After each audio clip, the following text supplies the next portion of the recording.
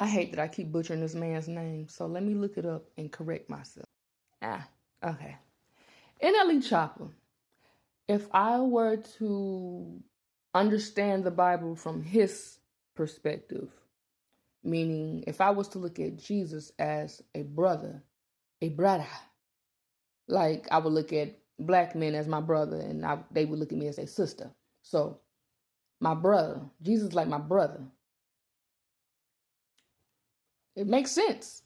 Hey, brother, how you pray? Well, we say, our Father, which are in heaven, not third person, which are in heaven. Our Father. And then Jesus also did say, ye too are gods. And he wasn't talking to everybody when he said that. He was talking to his people, his fellow brothers and sisters. So,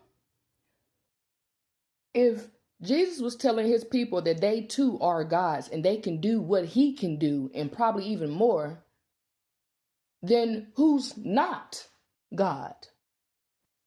Everybody don't have the same God. The God they telling us to worship is actually our brother. So we don't worship our brother. He is part of us. You worship my brother. That's your God. He didn't make us. We got the same father. Our father is your grandfather.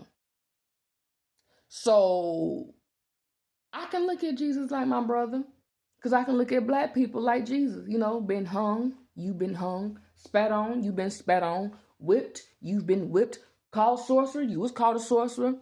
You died for the world, you died for the world. The world killed you, the world killed you. They say you're spiritual too. So they said you don't die. They said we don't die, we multiply. So, I mean, we the same. I mean, to what he is saying ain't far from fetch. Now, when y'all say that God died, that is way far than fetch. Way far than fetch. Because you know God can't die. Clean my eye. Because ain't no way I'm going to tell y'all something without taking my own advice. So when I look at Jonathan Major's point of view, I grew up that way. I grew up as a Christian believing that Jesus died on the cross for your sins. And when you look up what is sin, and then you find out there's no word for it, so what the fuck the nigga die for? Then you realize nigga ain't even real. So what the fuck is y'all crying for? When black people was hung on the cross, where were those tears? When they were whipped and spat on, where were those tears? During slavery, when the slaves were praying to God, why didn't God show up and end slavery? Why did my Gullah Geechee people, the gods and the goddesses, had to end slavery by fighting the oppressors? Now, I'm not saying God ain't real. I'm just saying I understand how some people, not NLE CHOPPA, but side fact, I understand how some people say there is no God. It's not true to me, but I can understand. Instead of thinking that way, I would say, you know what? If I were a spirit, it's going to be pretty hard for me to maneuver in a physical world. So I'm probably going to have to operate in a physical body. Spirit is like an empty glove. And the flesh is like the hand that goes in the glove. It needs something tangible to move the tangible. You can also say that the physical body is like a glove and it cannot do shit without the spirit moving within it, animating it.